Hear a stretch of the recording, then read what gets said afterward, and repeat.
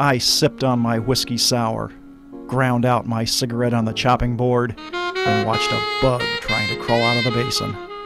I needed a table at Maxim's, $100, and a gorgeous blonde. What I had was a leg of lamb and no clues. I took hold of the joint. It felt cold and damp, like a coroner's handshake. I took out a knife and cut the lamb into pieces. Feeling the blade in my hand, I sliced an onion, and before I knew what I was doing, a carrot lay in pieces on the slab. None of them moved.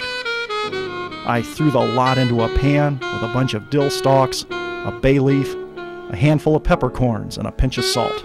They had it coming to them, so I covered them with chicken stock and turned up the heat. I wanted them to boil slowly, just about as slowly as anything can boil. An hour and a half pint of bourbon later, they weren't so tough, and neither was I. I separated the meat from the vegetables and covered it to keep moist. The knife was still in my hand, but I couldn't hear any sirens. In this town, the grease always rises to the top, so I strained the juice and skimmed off the fat. I added more water and put it back on the heat. It was time to deal with the butter and flour, so I mixed them together into a paste and added it to the stock. There wasn't a whisk, so using my blackjack, I beat out any lumps until the paste was smooth. It started to boil, so I let it simmer for 2 minutes. I roughed up the egg yolk and cream and mixed in some of the hot sauce before putting the lot back into the pan. I put the squeeze on a lemon and it soon juiced. It was easy. It was much too easy. But I knew if I let the sauce boil, the yolk was gonna scramble. By now I was ready to pour the sauce over the meat and serve, but I wasn't hungry. The blonde hadn't showed. She was smarter than I thought. I went outside to poison myself with cigarettes and whiskey.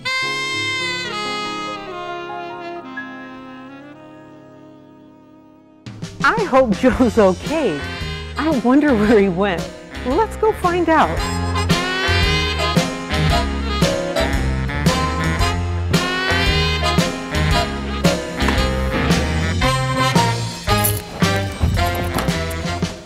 I have a hunch I know where he is.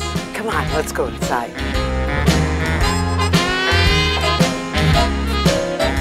Joe's the manager of the stray dog here in New Buffalo, so he's got to be here.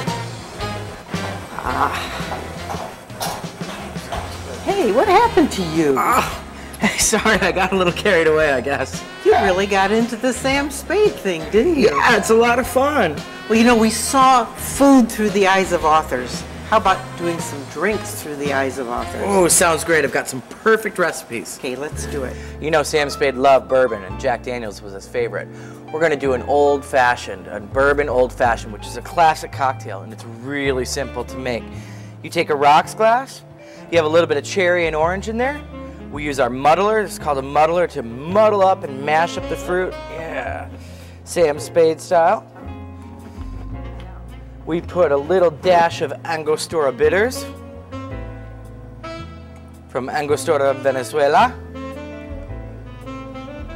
Muddle that up, a little bit of ice. And really simple, some Jack Daniels. Here we have Sam's favorite drink, right? Favorite, so simple. Oh, so simple. Bourbon old fashions, whiskey old fashions, bourbon sours, whiskey sours. That's our Sam Spade. Now, Ian Fleming always wrote about James Bond. James Bond. Absolutely. And you know what? James loved the best food, the best drinks, and his favorite, martini. Shaken, not stirred. All right, show us. And what's the difference? Well, the difference is people love martinis that are shaken and not stirred because when you shake gin, we're going to do a classic Tanqueray gin martini over ice. The ice breaks up, it crushes down a little bit, and it makes it super, super cold. So very, very, very cold. People love their martinis extra cold, shaken really hard. And the harder you shake it, the colder it gets. So we take that off. Shaken, not stirred. You can stir a martini. Yes, but it's colder.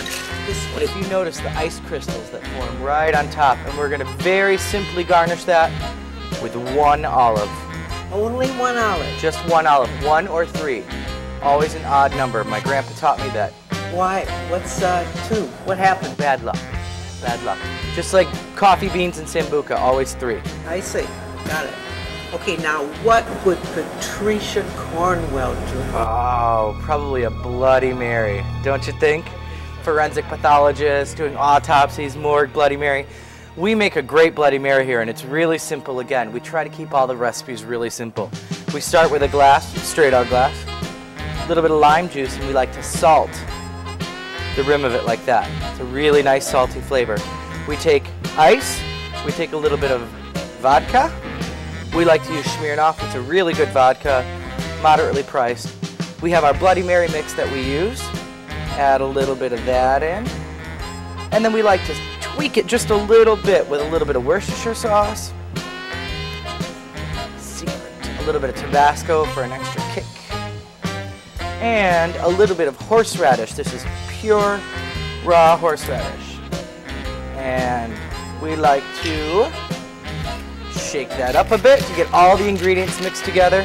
Anytime you make a cocktail or a drink recipe with more than 1 or 2 ingredients, you want to shake it so they get all mixed together. We're going to put in our salted rim, and we love to garnish this with a spicy Kowalski Hunter sausage. Goes right in there. A lime and an olive. Voila! Spicy Patricia Cornwell Bloody Mary. These are great drinks. Absolutely. Let's have a toast. Cheers. Cheers to you. And remember that good food, good books, good friends, and good drinks make for a great life. See you next time.